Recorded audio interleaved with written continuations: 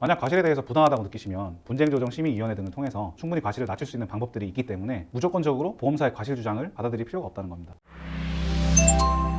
안녕하세요. 사건사고TV 김지훈입니다. 이번 시간에는 교통사고 보상에서 가장 중요한 세 가지 요소인 소득, 과실, 그리고 장에 대해 더 자세히 알아보겠습니다. 이번 영상에서는 제가 예시로 경골과 비골골절 사례를 통해 합의금을 많이 받는 법을 알려드리겠습니다. 모든 골절 진단에 해당되는 사항이니까 제가 말하는 내용들을 참고로 생각하시면 되겠습니다. 먼저 후유장애에 대해 말씀드리면요, 같은 경골, 비골골절이라도 관절면 손상 여부에 따라 후유증 정도가 달라질 수 있습니다. 예를 들어 관절면이 손상되면 이는 장기적으로 볼 때 보행에 문제를 일으킬 수 있습니다. 그렇기 때문에 영구장애 주장이 가능한 겁니다. 그런데 이제 관절면 손상이 없고 가운데가 골절돼서 뼈가 잘 붙었다면 관절 움직임과는 관계가 없겠죠. 무릎 관절이나 발목 관절이 움직이는 데는 지장이 없다는 뜻입니다. 그죠? 그렇기 때문에 이런 경우에는 한시장애로 인정되는 겁니다. 결국 장애 부분에서는 영구장애가 인정되냐 아니면 한시장애가 인정되냐가 가장 큰 요소이고요. 한시장애라면 그 기간이 1년이냐, 3년이냐, 5년이냐 이런 장애 기간 정도가 합의금 규모를 결정하는데 중요하다는 거죠. 그럼 이걸 누가 어떻게 결정하냐 궁금해 하실 텐데요. 제가 진행하는 교통사고 사건의 경우에는 피해자 입장에서 유리하게 써주실 수 있는 의사에게 찾아가서 장애 진단을 받습니다. 그래서 최대한의 금액을 보험회사에 주장하게 되는데요. 이렇게 최대한의 장애를 주장해야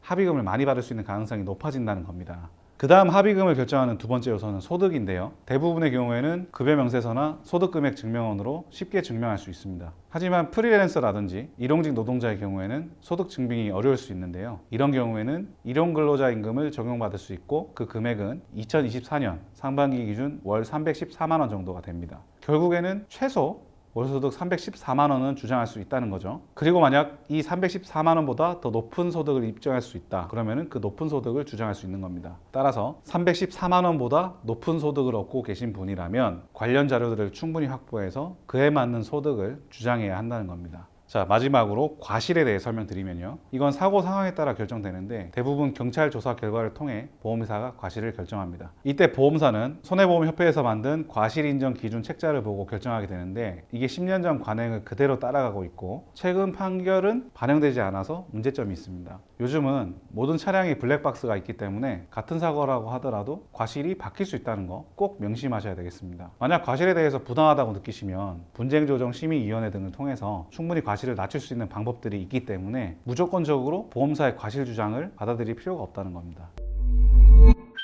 보험회사는 보험금을 많이 주고 싶어 하지 않습니다. 이 특성을 이해하셔야 되겠고요. 어떻게 대응을 해서 내 손해 부분을 입증하고 주장하느냐에 따라서 합의금이 달라질 수 있다는 점 꼭 명심하셨으면 좋겠습니다. 내 편에서 보험사와 다투어줄 전문가를 찾고 싶으신가요? 그렇다면 제가 도와드릴 수 있으니 저에게 연락을 주세요. 위 전화번호나 카카오톡으로 연락 주시면 되겠습니다. 아래 영상 설명란이나 고정 댓글에 보시면요, 링크가 있으니까 누르시기만 하면 되겠습니다. 그리고 카카오톡이나 네이버에서 사건사고.com 검색하셔도 나오니까요, 편하신 방법으로 문의 주시면 친절하게 상담 도와드리겠습니다. 오늘도 영상 시청해 주셔서 감사합니다.